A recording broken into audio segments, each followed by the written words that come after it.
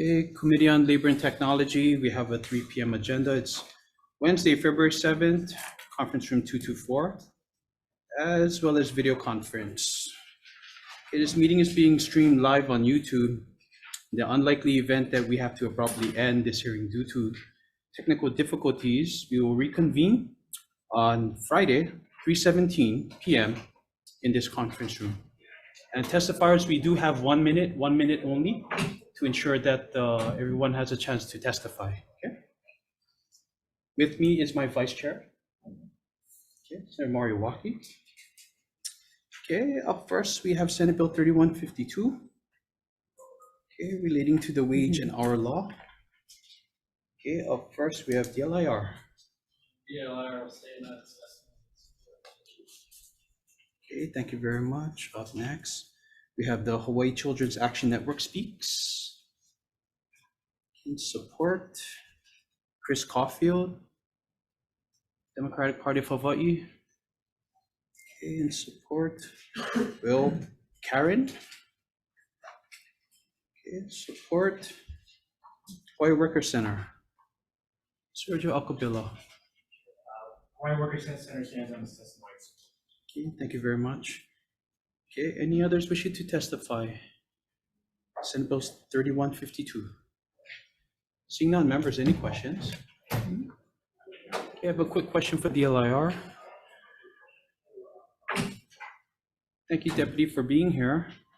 So the way the bill is currently drafted, would future minimum wage increases need to be addressed in the bill, or can it be done through rulemaking?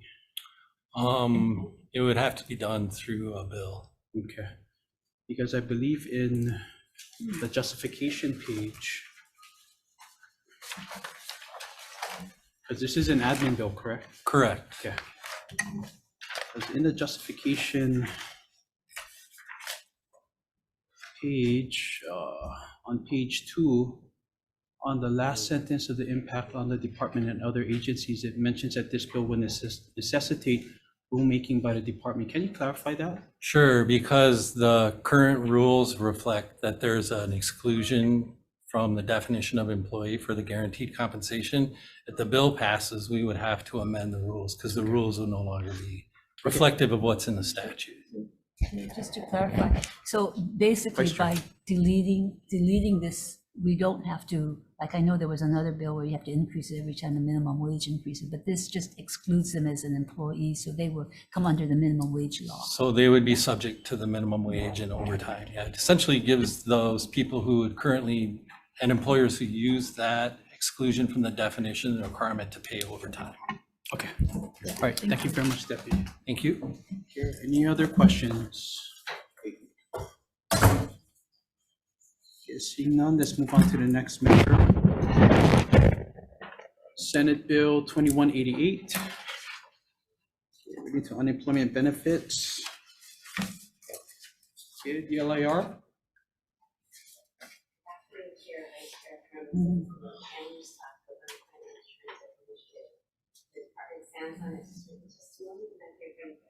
Okay, thank you very much.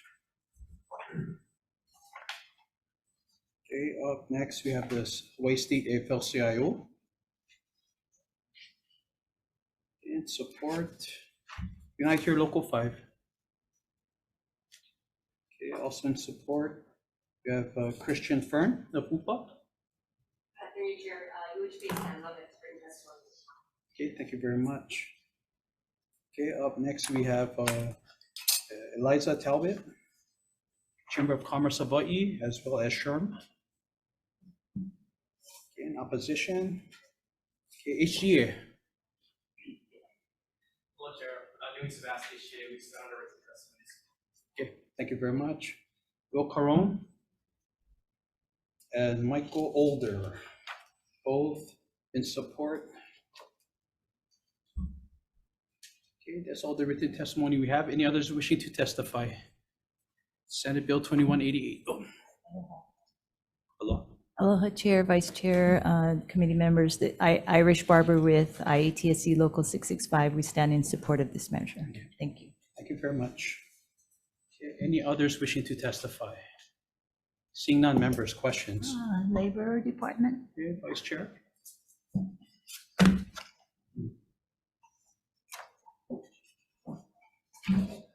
I, Want to announce yourself? yeah, Ann Eustachio, Unemployment Insurance Administrator. Thank you. In terms of this measure, which strikes out, striking employees from, if there's a work stoppage, then they can still get unemployment. So the background that I understand in terms of work stoppage is if the employer's work stops, then this gives a level playing field so that you can't get unemployment forever.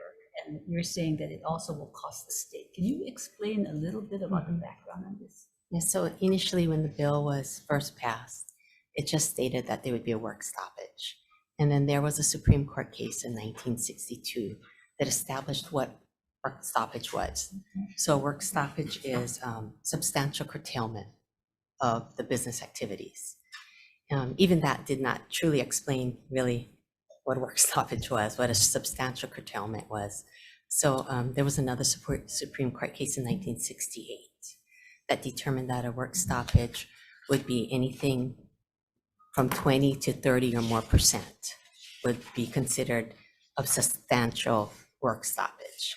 And so that's what we determine our cases on.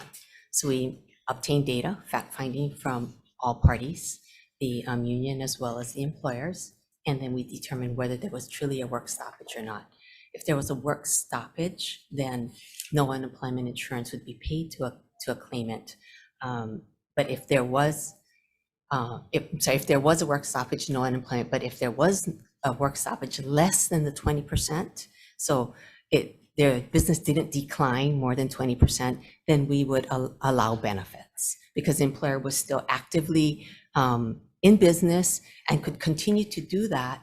And the strike may not have an impact, right, on the business. And you want to kind of this was to create a level playing field, where you want them to negotiate, you want them to go either make a decision and then either get back to work. And so if we did allow benefits, no matter what, if there was a strike, then we feel like the intent would not be there to create that level playing field.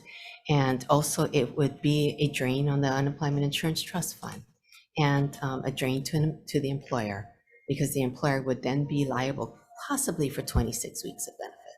So is there any way to look at the work stoppage that, I don't know, I'm not sure what those proponents of this, the supporters of this, are saying that it's impacting the employee who has to go on strike. But is there any way of balancing that? The 20 to 30% sounds reasonable, but It was a Supreme Court case, which is precedence. We normally go with the precedence of the Supreme Court case. So we would have nothing to determine what the percentage would be other than that. So your recommendation is to stay with the Supreme Court opinion, which is determined and is in law now. Well, that's precedence. That's what we use, right, to make determinations. Okay, thank you. Senator Hall. So I'm not too familiar with this issue, but off the top of my head, who would benefit? Let's say if it was 30% or 40%. What does the bill do? It says. So the bill is trying to allow us to provide benefits when there is a strike.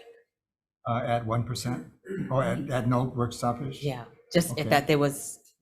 Okay, so Yep. if there's no work stoppage, then that under your thinking, that's good, because then they're still paying, there's still a going business and they could still pay the, okay. Correct. So then so if it's higher then, so let's say if it was 40%?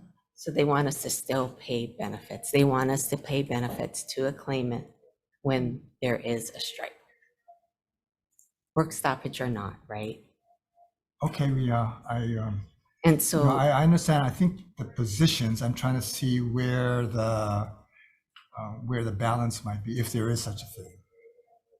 yeah, We use the precedence case, which is the Supreme Court case. That's what we always do when we make determinations if the law is not clear, if the statute is not clear. Okay. Any other questions? Yes, seeing none, let's move on. Thank you very much. Senate Bill 2782, related to electronic information technology. Okay, up first, we have DHS, Director Betts. Okay, with comments, Doug Murdoch, Chief Information Officer. Aloha, Chair and Vice Chair members. We stand our testimony in support of the bill. Okay, thank you very much. Okay, we have Office of Language Access. President Chair, the Office of Language Access is an honor within this only upon comment and open question.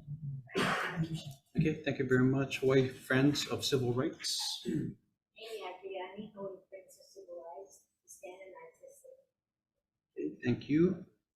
Okay, Hawaii Children's Action Network speaks, Nicole Wu. Okay, in support, Pacific Gateway Center.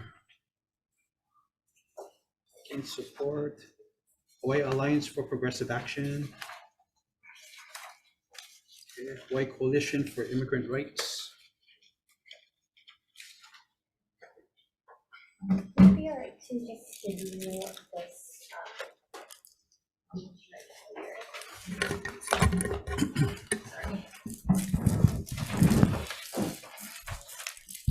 But aloha Chair Aquino, Vice Chair Moriwaki, and Senator Ihara. My name is Maria Rauhai.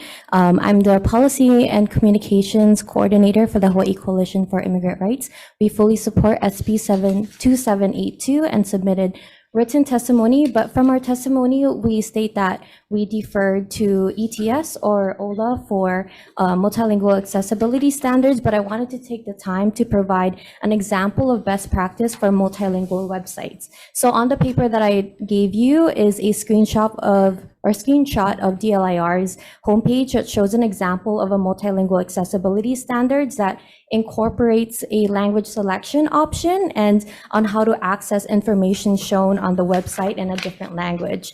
So it's easy to see right away where to find the language selection option, making it accessible for LEP to navigate content in their preferred language.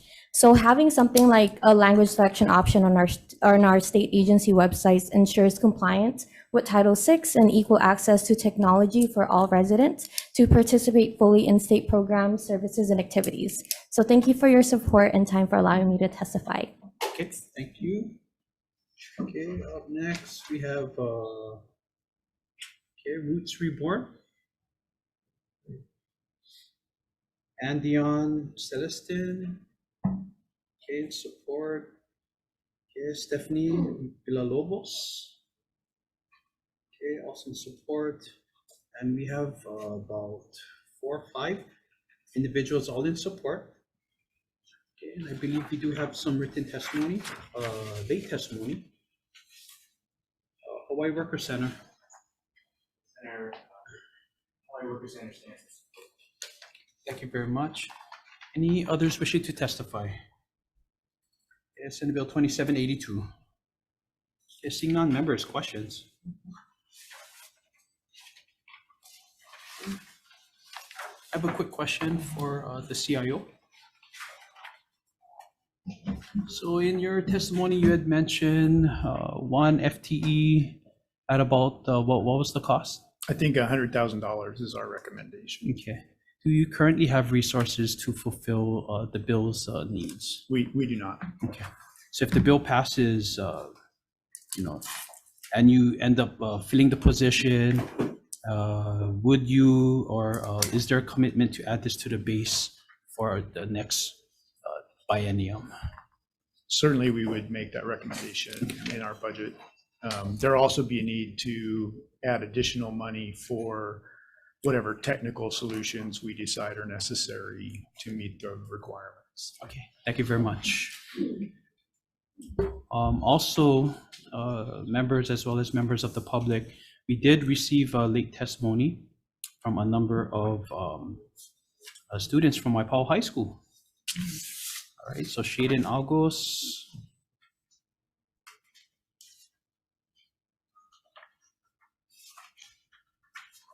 Okay, Erica Cadasio.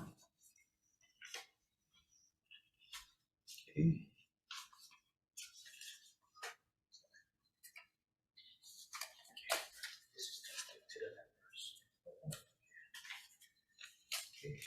And I believe that's all the testimony I've received. Oh, and Pauline Figuration. You have more? Okay. Any others wishing to testify?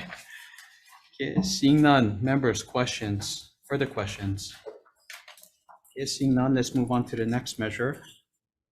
Okay, Senate Bill 2784 relating to tip employees. Okay. Up first, we have the LIR. Okay, thank you very much. Okay, we have Hawaii Restaurant Association, Thomas Jones.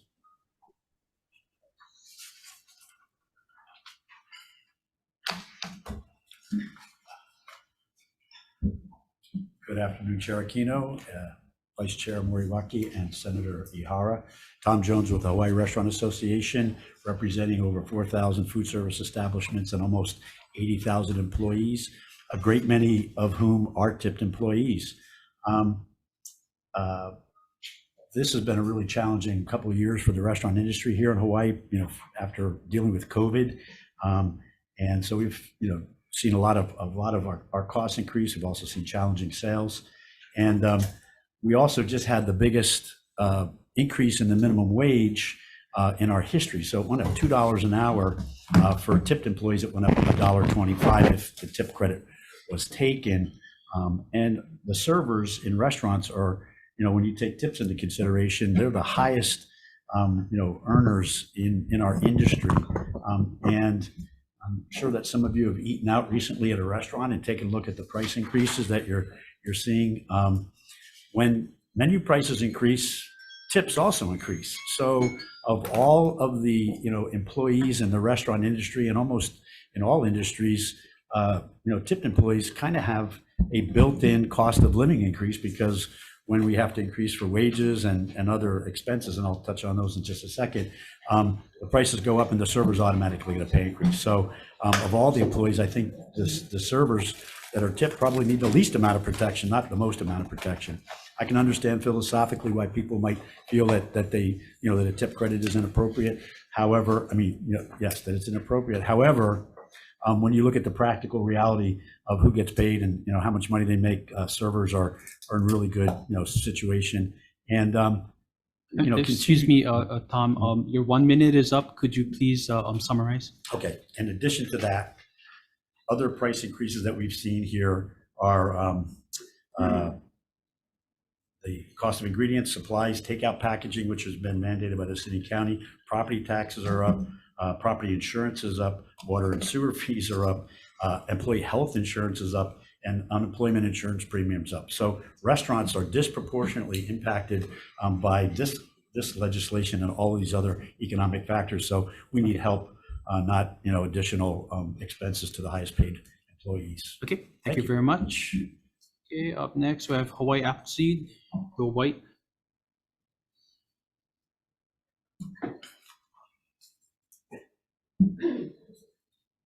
Aloha, Chair, Vice Chair, members of the committee. My name is Will White. I'm the Deputy Director of Hawaii Appleseed.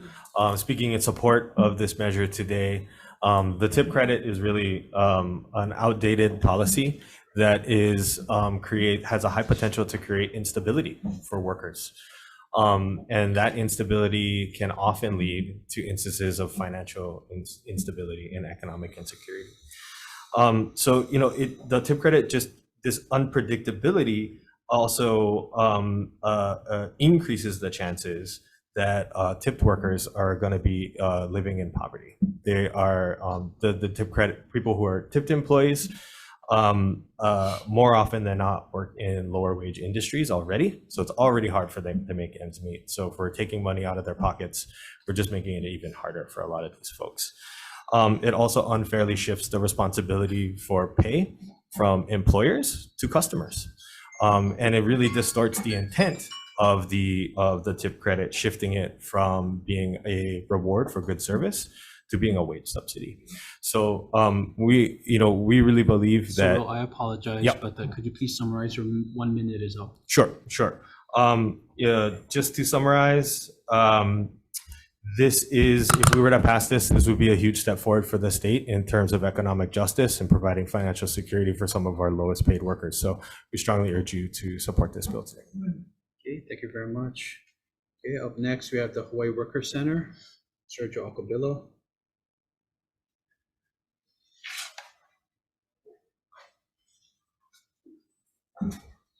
Good afternoon, Chair Aquino, Vice Chair Senator Moriwaki, and Senator Ihara and Senator Favela. My name is Sergio Alcobillo. I'm the Executive Director of the Hawaii Worker Center. We envision a Hawaii in which all workers are empowered to organize for their own social, political, and economic well-being. We stand in strong support of eliminating this tip penalty, or as one of our esteemed senators call it, the tip ripoff. Let's call it what it is. It's a tip ripoff, tip penalty. Last I checked, a credit was something. It was a positive that put something back in my pocket, not a negative that took things away. So let's just be clear and call it what it is. You know, currently at $1.25 for a full-time employee, that comes out to almost $2,600 in lost potential wages for the year. That's enough to pay for almost 2 months worth of rent. That's enough to pay for almost 2 months worth of childcare for my 2 kids. You know, in the end, I spoke with a lot of other restaurants. I read through the testimony from our good friends with Restaurant Association. I read through some other testimony, but I have spoken to other restaurant owners that said they do pay their employees the full minimum wage plus tips because it's a sign of respect to their employees. You know, at the end of the day, I don't know why some employers get the special preference to be exempt from paying the full minimum wage. Again, I thank you for your support, and I ask that we please pass this and finally eliminate the tip penalty. Thank you. Okay, thank you very much. Up next, we have the Hawaii Friends of Civil Rights, Dr. Amy Apoyani. Okay, thank you very much. Up next, we have Russell Ryan, Highway In.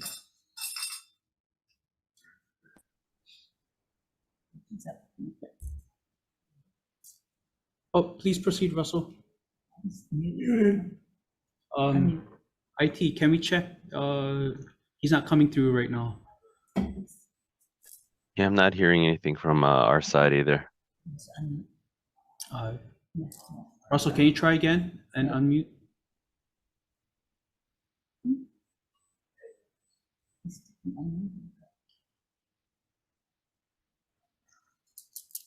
We still can't hear you, Russell. Can you hear us?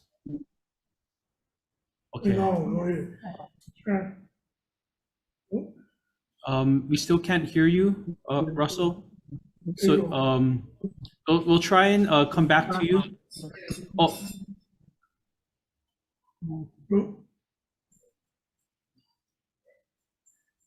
So Russell, we'll try to come back to you, and we'll try to see if we can figure out what's going on. Okay, up next we have the legal clinic. Okay, in support, okay, John Bickle. Okay, in support, Lane Muraoka, Big City Diner. Okay, in opposition, okay, Anna Martin, Domion, Gyotaku Japanese Restaurants. Okay, in opposition, okay, Democratic Party of Hawaii Labor Caucus. In support, okay, we have Reverend Sam Domingo, Hawaii Worker Center. In support, okay, Hawaii Ports Maritime Council, Randy Swindell, Chris Caulfield, okay, both in support. Sorry? Okay, we're gonna continue to proceed. Okay, Hawaii Children's Action Network speaks, Nicole Wu, Chris Caulfield again, Democratic Party of Hawaii, okay, Tina Yamaki, okay, Retail Merchants of Hawaii, in opposition. Aloha and good afternoon. I'm Tina Yamaki with the Retail Merchants of Hawaii. And while we understand the want for this measure, we're respectfully opposing it. Tipped employees have the opportunity to make above minimum wage with the tips they gave. unlike some of the other employees who are making minimum wage. It is our understanding that taking away tip credit could be detrimental to many local businesses. Businesses such as restaurant would need to pay higher wage base to tipped employees, leading to an increased labor cost. With the recent increase in the minimum wage, we've seen so many small local businesses struggling and even some closing. And, you know, we all want to pay our employees the most that we can, but it's also what the businesses can afford, because if they can't afford it, they shut down and these people do not have jobs. You know, and we also want to point out that it could also mean shorter hours, reduced staffing, and customers may not go out to eat as often and affect the brand loyalty as well if they got to pay higher prices, because somebody got to pay for the increase. And it's always the customer anytime you touch retail and restaurants. And the overall higher cost may have customers assuming a higher quality of service as well. Locally owned businesses will feel the most impact as they operate on tighter budgets and thin margins and could face significant challenges trying to absorb these increases. Again, mahalo for this opportunity to testify. Okay, thank you very much. Okay, before we proceed, Russell, can you try again? Okay, you're still not coming through. We're still checking with IT. How about now? Can you hear me now? Yeah. Oh, yeah. All right. Okay. All right. Go ahead, Russell. I'm so You have sorry 1 about minute. that. No Sorry worries. about that. Yeah, good afternoon.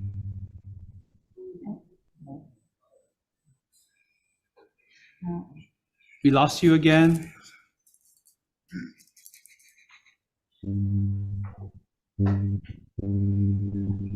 All right. Okay. Okay, so Russell, we'll try to come back again, okay? Sorry about that, and thank you for your patience. Okay. Okay, up next we have the Hawaii Alliance for Progressive Action.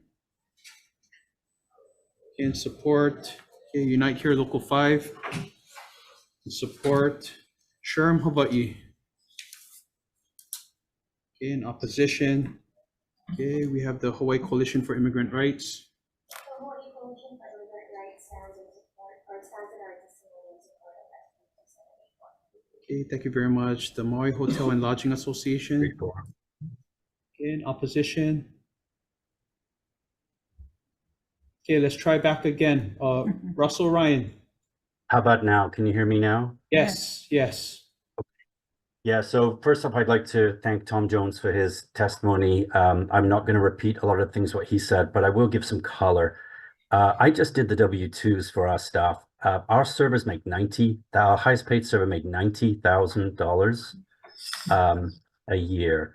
The biggest misunderstood concept about the tip credit is that it allows restaurateurs to pay the back of house people more because you're essentially taking that credit and applying it to your other workers.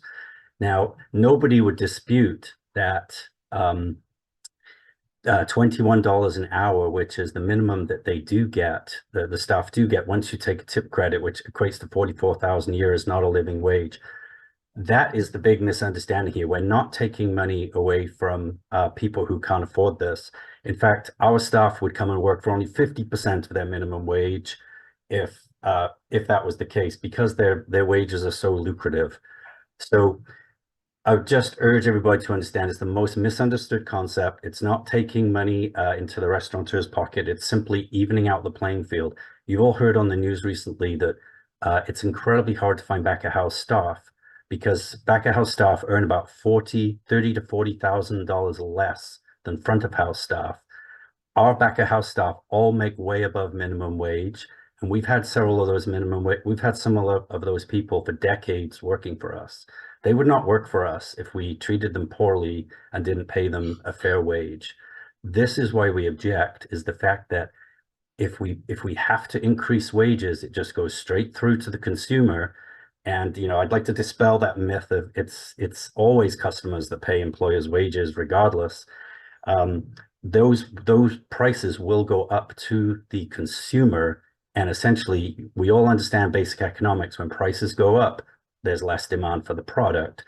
And when there's less demand for the product, people eat out less and restaurants fail, and the tax base for the whole state diminishes because restaurants earn less money and pay less taxes.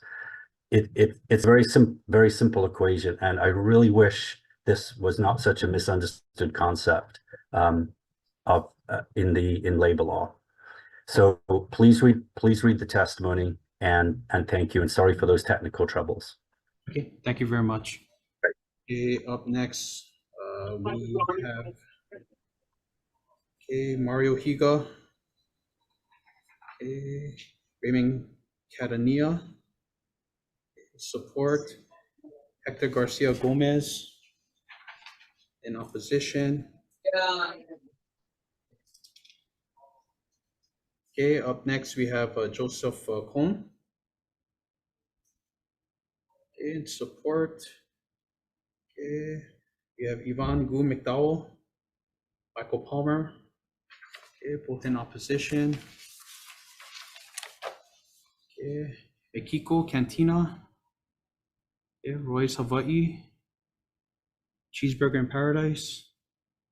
Okay, Mary Ann Young. Okay, all in opposition. Okay, I'm just going to read off some of the names. These are all individuals, all in support or opposition. Leaf Salveson, Mary Oaks, both in support. Matson Davis, Juliana Davis. Oh, Leaf? Okay, please.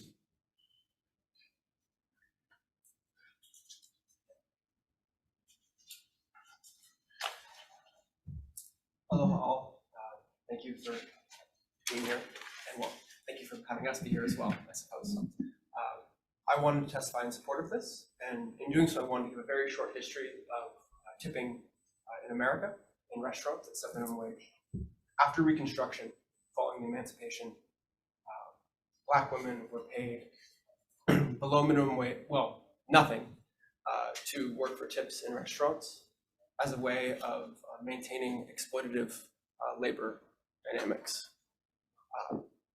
Tipping at sub-minimum wage has a very long history directly connected to very exploitative conditions, primarily for people of color. So I would stand very strongly in support of getting rid of the tip rip-off, and I sincerely hope we can all move in that direction. Thank you for your time. Okay, thank you very much, Aryu Warong Wasu. Okay, Thomas Brandt, Olivia Meyer, Anne-Marie Elderts, okay, Irina Bliss, John Wittek, Anil Lowell, Randy Corpus, Kendrick Farm, okay, Kevin Facenda, okay, Will Caron, okay, Marilyn Mick, okay. 5 more individuals, all in support. These are all in support. Tim Moore, in opposition. Okay. All these in support: Ann Leek, Patricia Blair, Ellen Fuji, Elizabeth Hansen, okay, Bradford Baang, Allison Mikuni, all in support. We have Kimi Abbott Jackson in opposition. Okay. Diller Tille, Nathan Abreu, Henry Osborne, all in support. John Langen in opposition. Okay, Amy Parsons, Kami Yamamoto, Dana Ha in support. Jeff Martin in opposition. Michael Older and Ben Robinson in support. And we have numerous individuals providing late testimony. I believe we have 14 in opposition and 4 in support. Okay. Any others wishing to testify? Okay. Hello. Hi, can you hear me? Hi, sorry. Okay, okay, Saru, please proceed. Yes. Hi, my name is Sarah Jayaraman. Can you hear me okay? Yes. Okay, great. Hi, good evening or good afternoon. Thank you for having me. My name is Sarah Jayaraman. I'm the co-founder and president of a national organization called One Fair Wage. We are an organization of 300,000 restaurant and service workers across the country and 2,500 restaurant owners who support raising wages and ending sub-minimum wages for tipped workers I'm also a professor at UC Berkeley and have written 4 books on the subject of the subminimum wage for tipped workers. As was stated, the subminimum wage for tipped workers is a direct legacy of slavery that was created after emancipation to allow restaurants to hire newly freed Black women, not pay them, and force them to live on tips. Fast forward 150 years later, the subminimum wage for tipped workers is still $2.13 at the federal level, and 43 states, including Hawaii, have maintained this direct legacy of slavery, but 7 states, many of whom are your neighbors, California, Oregon, Washington, Nevada, Minnesota, Montana, and Alaska, have all ended the subminimum wage for tipped workers, and they have actually higher restaurant sales per capita, higher small business growth rates, higher tipping averages, higher overall restaurant growth rates than Hawaii, as well as 1/2 the rate of sexual harassment in the restaurant industry. Unfortunately, most tipped workers are not the high-end servers that you've heard about today. They are overwhelmingly women working in very casual restaurants and bars, struggling with the absolute highest rates of both economic instability and sexual harassment of any industry in Hawaii or across the country. They struggle to make ends meet, and as a result, they have to tolerate all kinds of inappropriate customer behavior to feed their families and tips.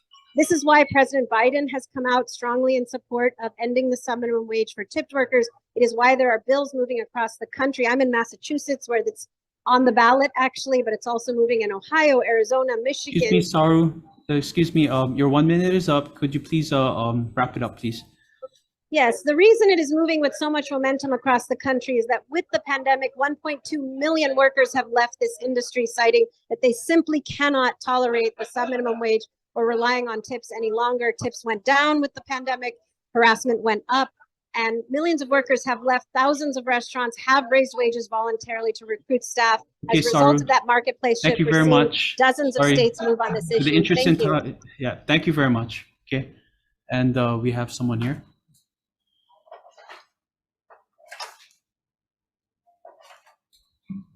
Aloha all, I'm Emmy Jenkins, and I would like to testify in support of SB 2784.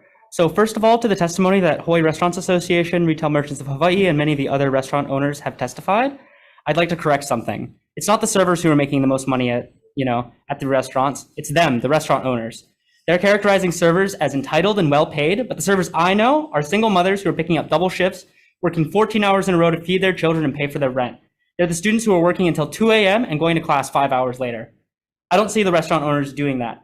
Not to mention, the servers have to deal with constant sexual harassment and mistreatment from their customers, and relying more on tips means that they're more likely to put up with that sexual harassment in hopes of a tip that might never come.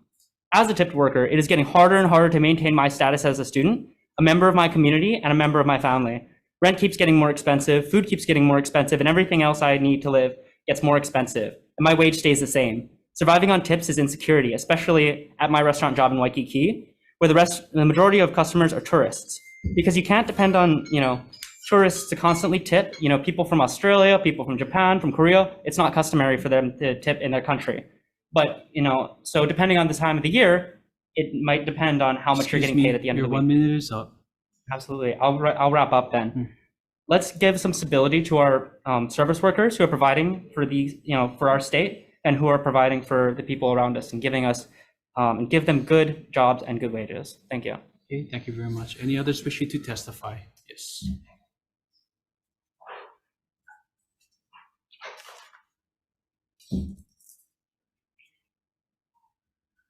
Hello. End the tip ripoff. Many restaurant workers in Hawaii are shortchanged by employers while working in hospitality. The tourism-based economy, we're so often told, is the only way for Hawaii to stay solvent. As Haunani K. Trask writes, Hawaiians, meanwhile, have little choice in all this.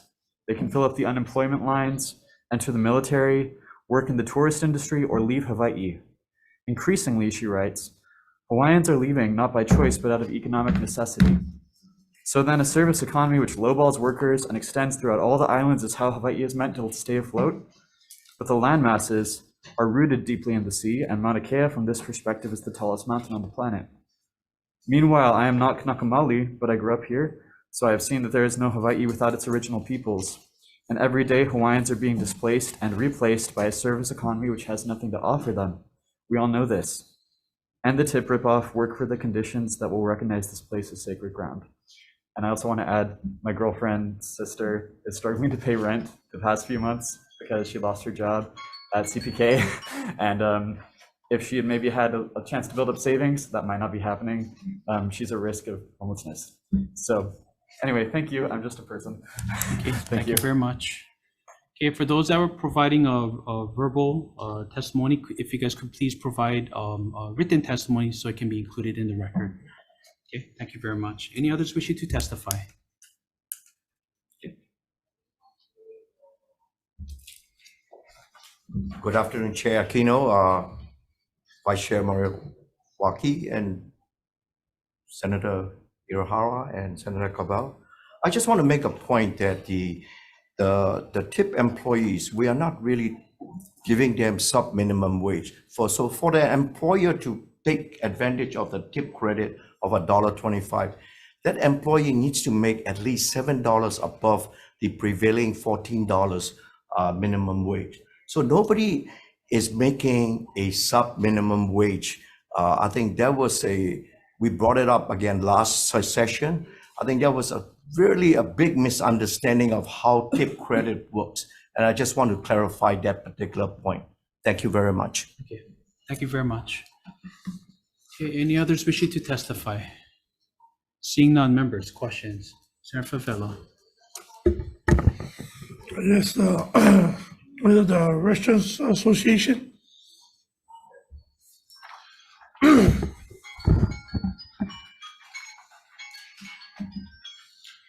Yeah, thank you for being here, and thank you for your passion in the wrong way. But going forward, I just like to let you know, I'll give you an example of what you said. Ingredients and everything else was going up a long time ago. Minimum wage took years before we came at the Senate, started moving them up to keep up with for them to get a fair wage. So these are the things that you was trying out. So I'll give you one example. Zippy's charge kitchen charge. Talk to the waitress. She works 2 weeks. She brings home $98. That's her penalty. So you add it up with her 2 jobs. So regardless of what you guys are saying, the tip that you're saying that they're making so much money, they're living in Beverly Hills, they're not. You can make your statistics because you're on the other side of the food chain. But you look at the people on the food chain, if all of these people is saying this, then we're lying. So I eat out every single night. And I talk to multiple managers, multiple wait staff. They all said the same thing, is that you have hard time because some of them only work 4 hours. So the question to you is that I'd like to know where you got your data, and if you can share your data with us, because the data we have, the data I have, is contradiction, because the food been going up every year before the tips got higher. Only recently, everybody want to make the tips is a problem, and they're now saying that, oh, cost is going up. Let me tell you this, yeah, if other states that have higher tax brackets, well, not anymore, we do, can survive, the exaggeration, I'm not saying you, just in general.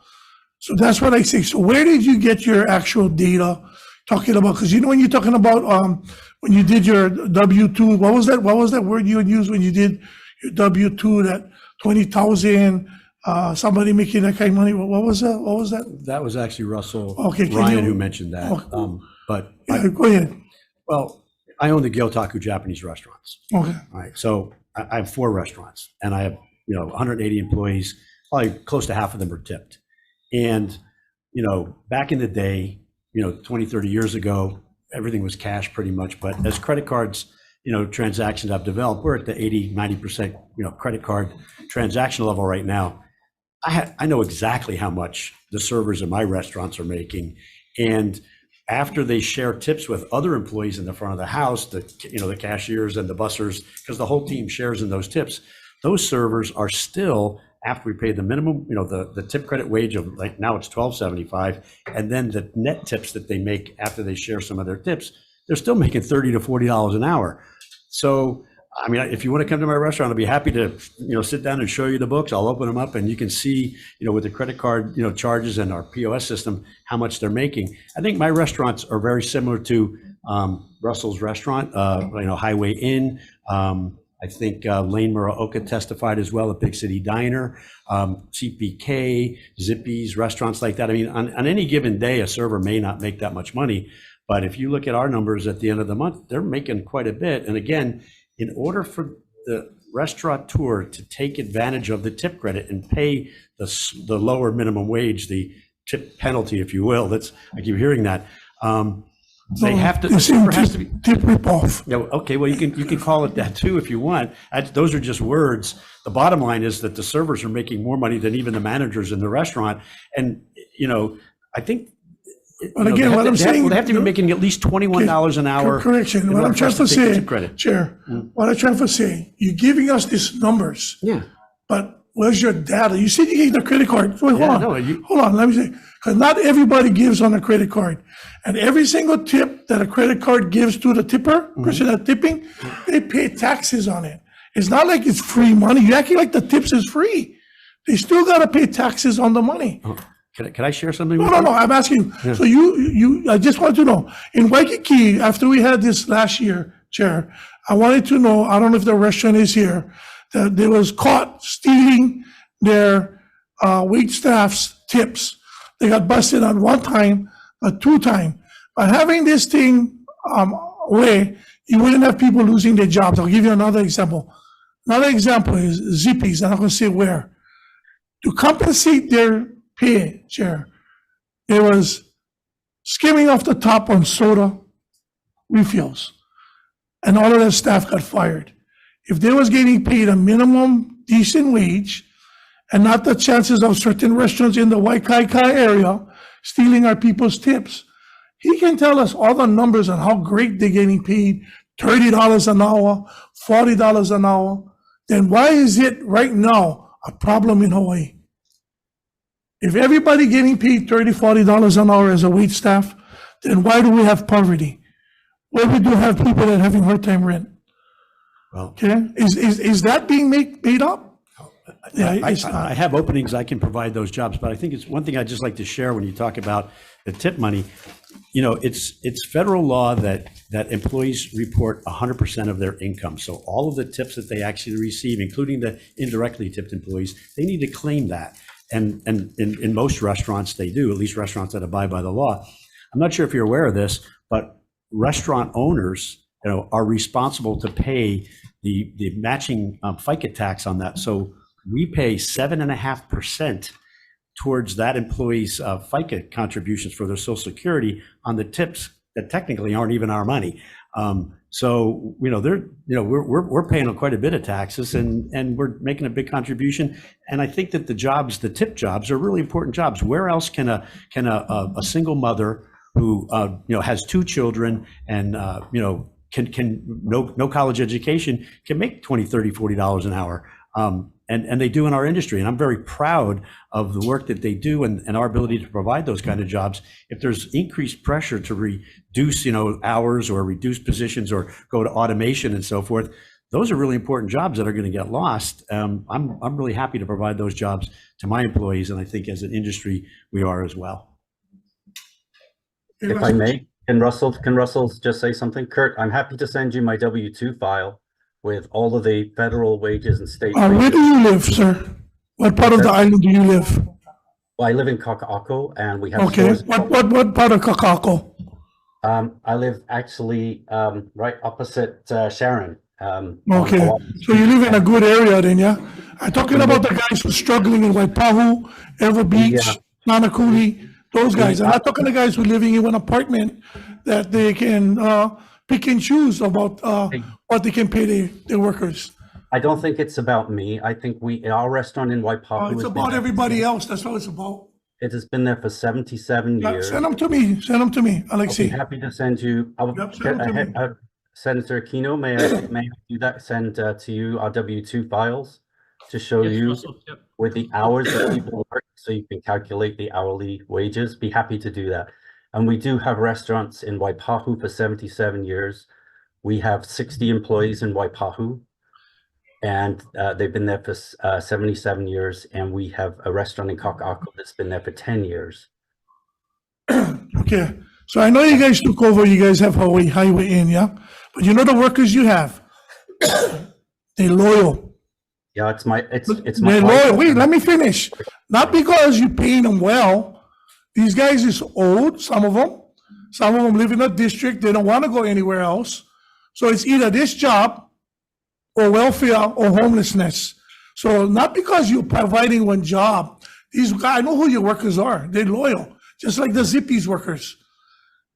See, so you cannot go by them. I'd like to think it's our culture, our 401k, our health care, and our paid time off, and our family medical leave. The way we do that. I'd like to think it's just the rich getting richer, Chair. I'm going to end with this, and I'm going to tomorrow come in. I'll be happy to include my W-2. Okay, in there. right on. And mute this guy already. Yeah, fine. Thank you.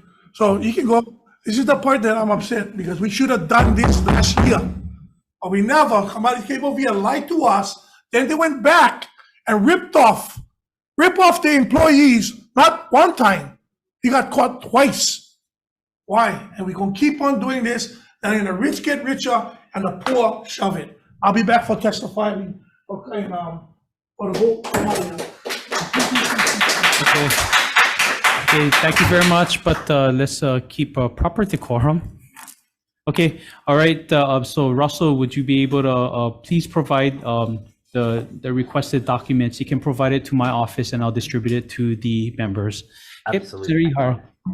I have, I'm not sure you can answer. I have some legal questions. There's no one from the Attorney General about the Labor Department or maybe even the unions. My question is, and I'll just pose it, maybe you can come forward, is who controls the tips, whether they're cash or credit card, and who is a legal owner, and at what point does the customer relinquish the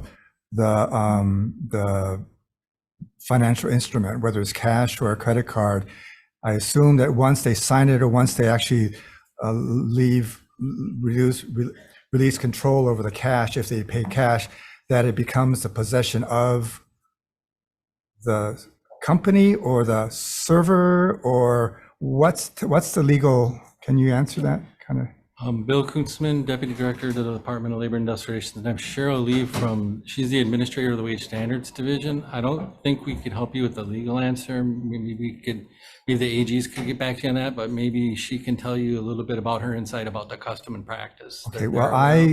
Okay, so I would like to get the legal question first.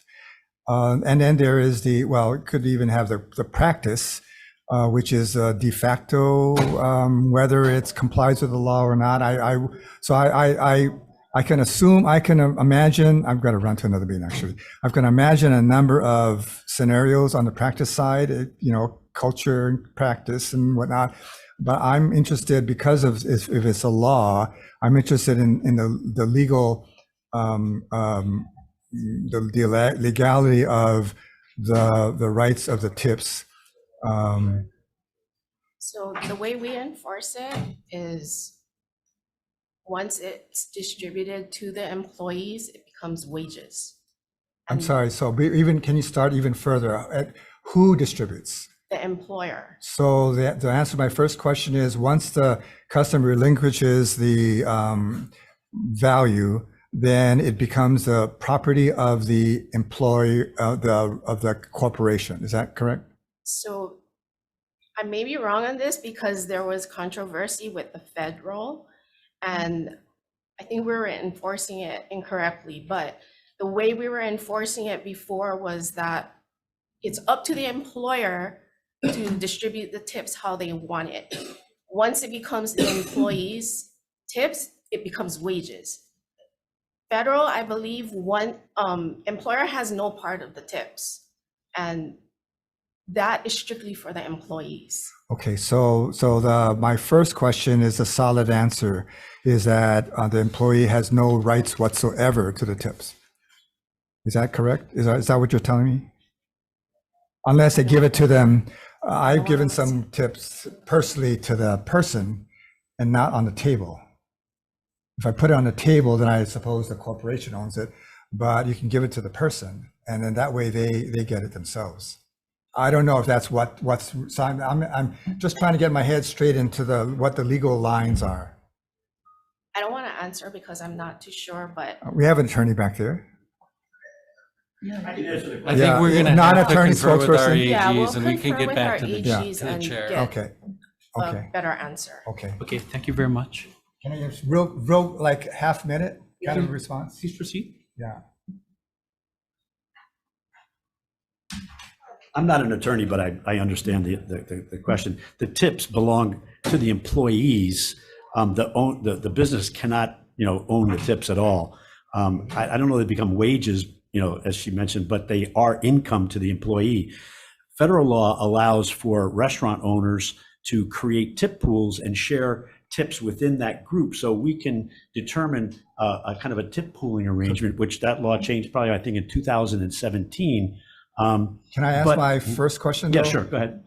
Before you get into it, and that is the moment the credit card is signed or the cash is left on the, who owns that? The servers always own it. It's never the business's money at all. We can control it and we can distribute it, but the money doesn't belong to us. And only certain classes of employees can participate in the tip pool. Managers and people who have authorities cannot do that at all. So 100%. That's why I want to get right, because there seems to be two opposite interpretations of the law. We cannot take the money at all for ourselves. That would be a violation. We'd be we'd be arrested or Even if it's on the credit card and they say tip. The law does provide that because there's credit card fees, and so there's about 2.5 to 3% credit card fees.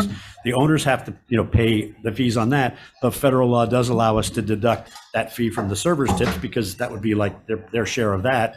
So we can deduct a small amount for that. It's a nominal amount, but it covers that cost because the customers are giving them the money in credit cards, so they're responsible to pay their fee on that. But the money never becomes the property of the owner, the restaurant.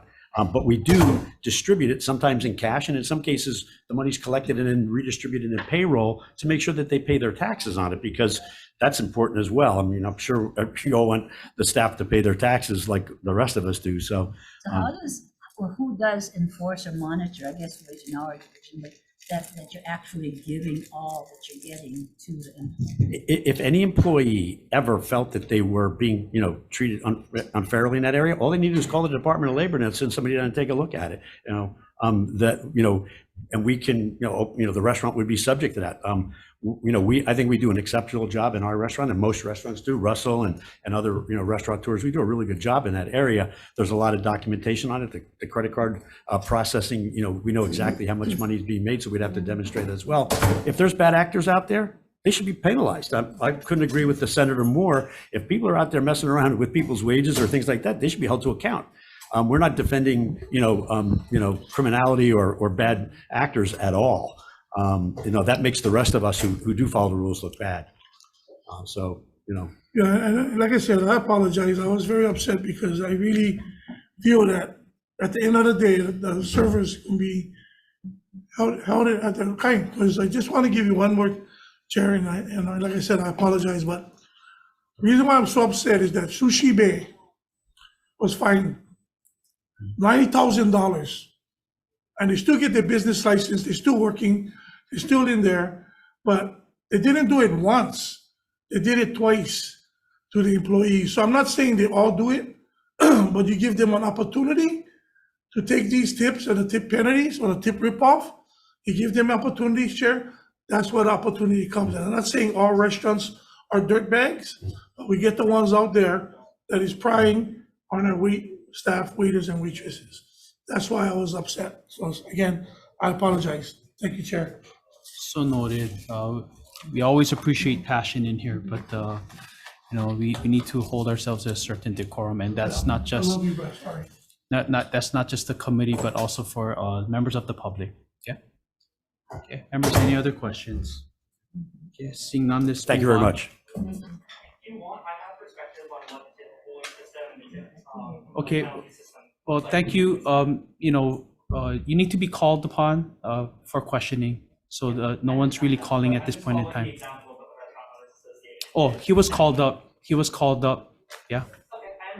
Okay. Thank you very much. Okay, Senate Bill 2787 relating to immigration. Okay, this establishes within DLIR, Office of Community Services, an Immigration Services and Access Unit. Okay, it includes appropriations. Okay, up first we have DHS. Okay, support. We have Office of Language Access. Vice Chair, and Senator PR, Office of Language Access, written testimony in support of this measure and available for special. Okay, thank you very much. Okay, Office of Community Services. Good afternoon, Chair. Office of Services. Good afternoon, Madam Vice Chair, Secretary Parks. Someone in support of the measure. Okay, thank you very much. Up next, we have Nicole Wu. HCAN Speaks. Okay, also in support.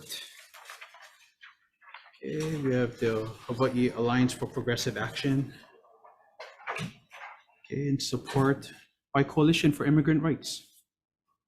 Volunteer Vice Chair Hillary Hara, the Hawai'i Coalition for Immigrant Rights, found in our written testimony in support of SB 2787. Okay, thank you very much.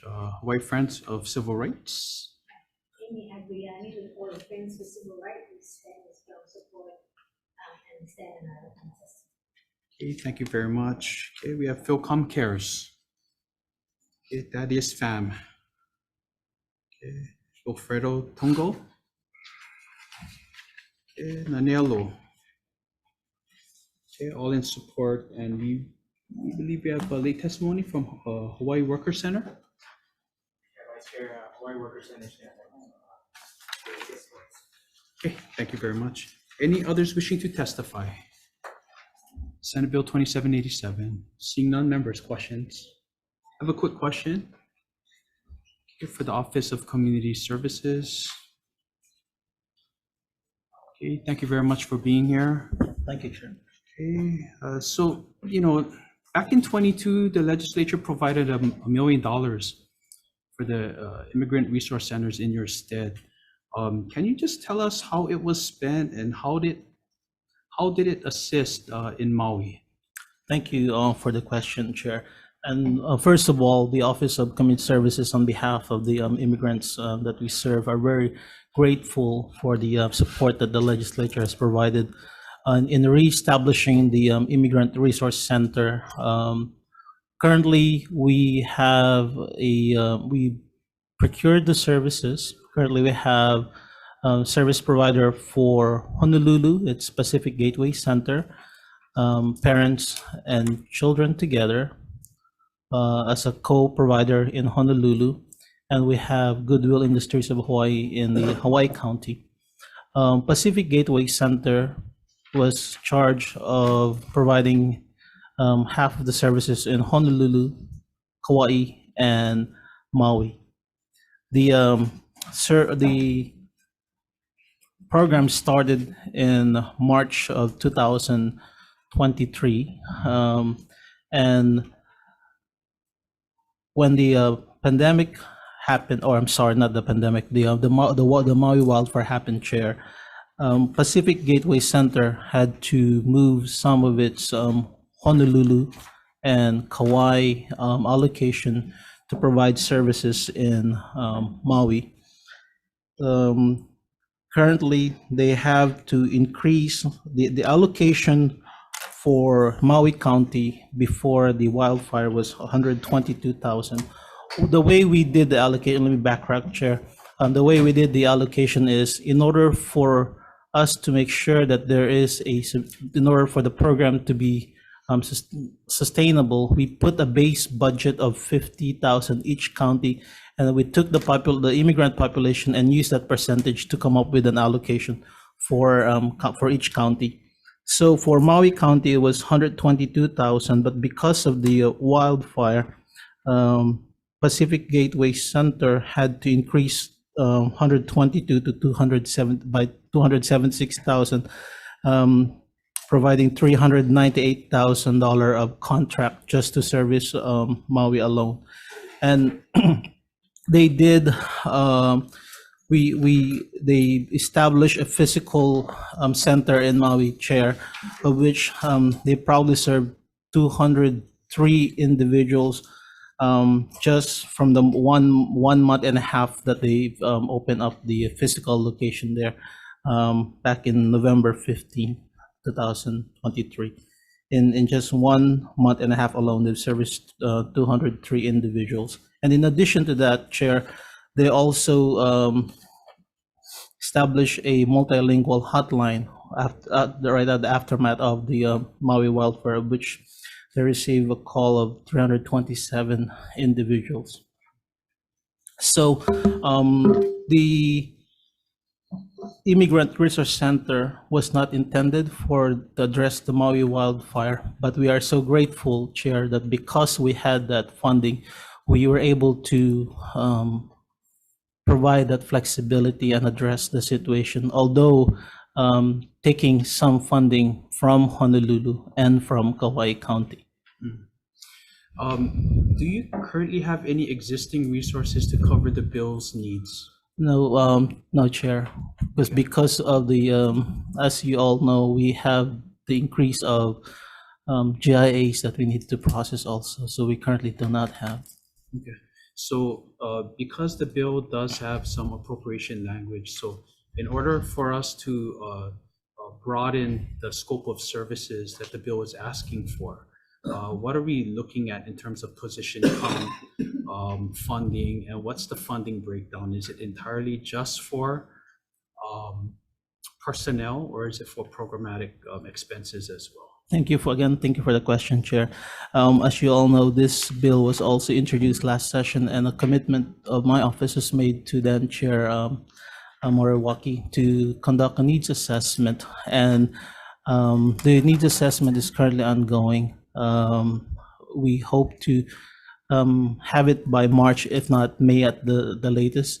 So you might say, Giovanni, it's putting the cart before the horse, but because of the experience we had in Maui, and I would like to be conservative in the approach that I have, we are looking, Chair, to at least 3 FTE and a total amount of 520,000. Of that 520,000, Chair and Vice Chair, 185 will be dedicated for the 3 FTE, and the 15,000 will be to accommodate program expenses at OCS, say like AG costs to get opinion to get the contract reviewed. In addition is for us to be able to go out and monitor whether the programs are actually in order. So that's 200,000, and the remaining 320,000, Chair, would be to boost up the program funding source to RFP to the nonprofit in order to provide subsidy or to supplement services of the existing IRC, Chair. Okay, thank you very much. Just a question, Yes, Giovanni. Vice Chair. Yeah. So is this statewide services, or how are you It's state- allocating the it's two statewide- it's- positions? Are they going to be all in Honolulu, or how are you doing the allocation? The FD, they will be in Honolulu, Madam Vice Chair. Servicing the neighbor islands? That's correct. That's why we were requesting 15,000 so that they could fly out and do monitoring if needed. And the kind of services that, in your needs assessment, you're saying what kind of services are needed, and is that how you're allocating the resources? Yes, Madam Vice Chair. Based on the initial that we have, there continued to be a need for legal assistance, especially in Maui right now. Based on our last program report, they say that the language need may have subsided a little bit as like application for FEMA or SNAP, but the legal assistance remains to be a crucial need.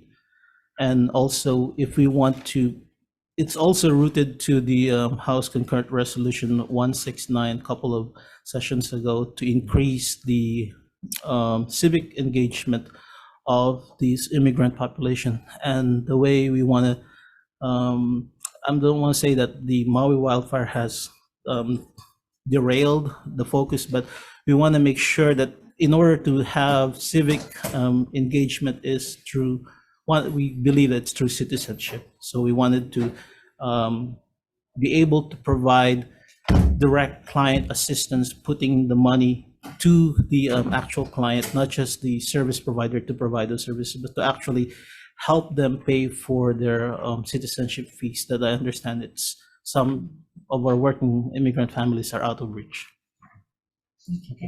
Okay, thank you very much. Thank you. Okay, any other questions?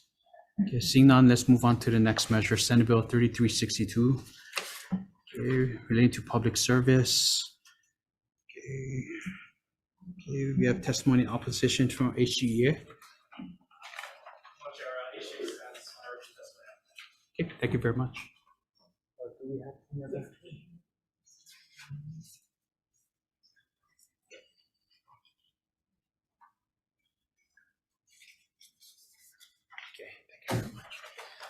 Okay, please note we did receive late testimony from DOT in support. Okay, any others wishing to testify? Senate Bill 3362. Okay, seeing none, members, questions?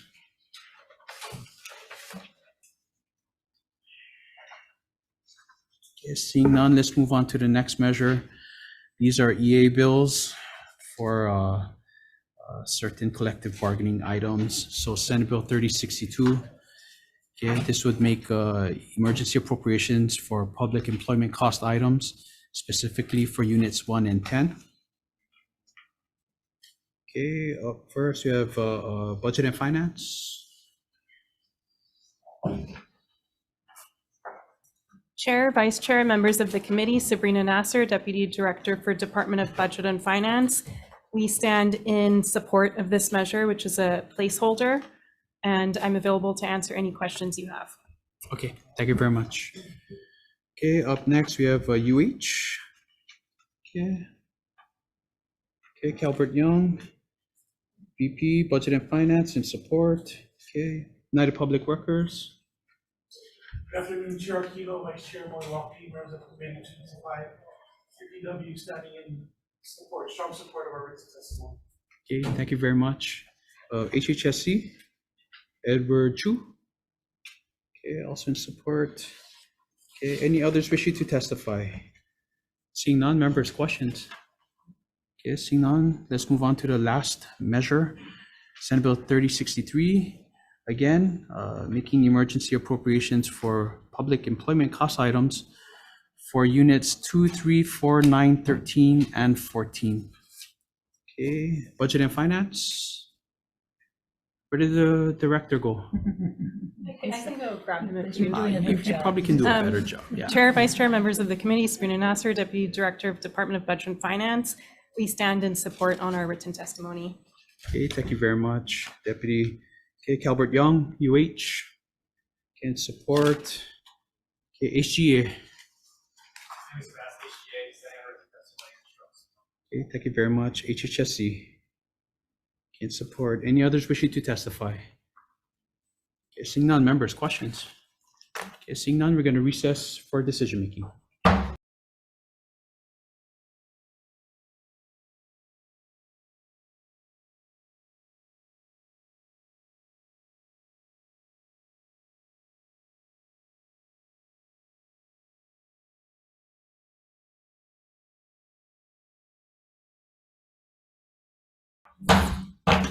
Okay, thank you very much, everyone. We're reconvening our 3 p.m. agenda. We're still in conference room 224.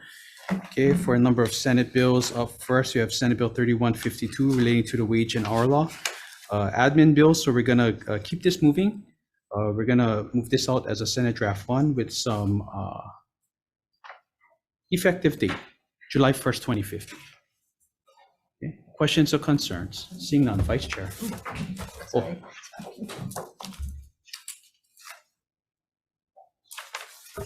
Is it SB 3152? Yes. So, Senate Draft 1. Senate Draft 1, passed with amendments. Chair votes aye, Vice Chair votes aye. Senator Ihara? Aye. Senator Lee excused, Senator Favela excused. Chair, it passes. Recommendation adopted. Okay, thank you very much. Moving on to Senate Bill 2188 relating to unemployment benefits. Members, due to some of the concerns brought up by DLIR, as well as previous Supreme Court decisions, we will be deferring this measure. Okay, moving on to Senate Bill 2782 related to electronic information technology. Members, the recommendation is to move it as a Senate Draft 1 with some technical amendments, the effective date of July 1st, 2050. In the committee report, we're just going to add the proposed appropriation amounts that were provided by OETS. Okay. Any questions or concerns? Seeing none, Vice Chair. Senate Bill 2782 passed with amendments. Is anyone opposing it? Anyone with reservations? Recommendations adopted, Chair. Okay, thank you very much. Moving on to Senate Bill 2784 relating to tipped employees. Members, we're going to defer decision making to Friday, the 9th at 3:17 p.m. in this conference room. Okay. So again, defer decision making on Senate Bill 2784. Okay. Okay, thank you very much. Moving on to 2787 relating to immigration. Members, the recommendation is to move this as a Senate Draft 1. We will be adding in the committee report proposed language regarding the 3 FTEs as well as the amounts that was given by OCS for the 3 FTEs as well as the remaining balance of the 520,000 that was requested. So again, it's going to go into the committee report to flag it down for Ways and Means Committee. Okay. Questions or concerns? Seeing none, Vice Chair. Senate Bill 2787 passed with amendments with all members here. Anyone voting no? Anyone opposed? Measure is adopted. Okay, thank you very much. Moving on to Senate Bill 3362 relating to public service. We're going to defer decision making on this as well to time certain Friday, the 9th at 3:17 p.m. in conference room 224. This will just allow us a little bit more discussion. We'll be seeking some advice from the AG's office on the merits of this bill. Okay. Thank you very much. Moving on to Senate Bill 3062. Okay, recommendation is to move this out as is. Okay, questions or concerns? Seeing none, Vice Chair. Senate Bill 3062 passing unamended. Anyone opposed? Anyone with reservations? Chair, recommendation is adopted. Okay, thank you very much. And moving on to Senate Bill 3063. Okay, recommendation is to move this out as is as well. Questions or concerns? Seeing none, Vice Chair. Passed unamended for Senate Bill 3063. Anyone opposed? Anyone with reservations? Chair, it's adopted. Okay, thank you very much. So this adjourns our 3 o'clock agenda and we'll be going directly into our decision making only, our 3:05 p.m. agenda. Okay, so we're gonna adjourn 3 o'clock and go directly into 3:05 p.m. Okay, calling to order the 3:05 p.m. agenda. Okay, we basically just have one bill for decision making. This is a joint referral with the Labor and Technology Committee, as well as the GVO Committee. Okay, I believe the GVO Committee will be voting on this measure tomorrow, but the LBT Committee will be voting at this time. So members, the recommendation for Senate Bill 2598 relating to telework, we're going to blank the 2 days maximum that's in the bill at this time. So we're going to blank it out. Okay, and we're also going to put a defective date to encourage further discussion. Okay. Any questions or concerns? Seeing none, Vice Chair. Thank you. Senate Bill 2598 passed with amendments. All present. Anyone opposed? Anyone with reservations? Chair, the recommendation is adopted. Okay, so we're gonna adjourn the 3:05 PM and we're gonna go directly into our 3:20 PM short form only, okay? Okay, adjourning the 3:05, we're going into the 3:20 PM.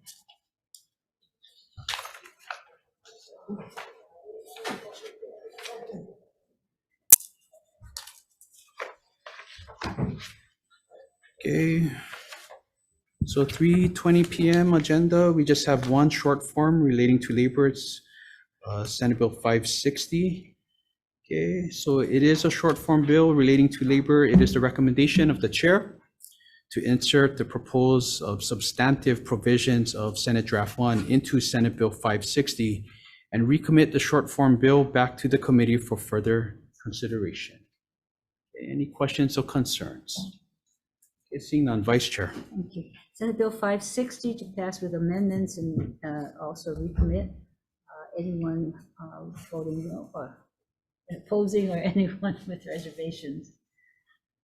Chair, your recommendation is adopted. Okay, thank you very much. We're adjourned for the day. Thank you.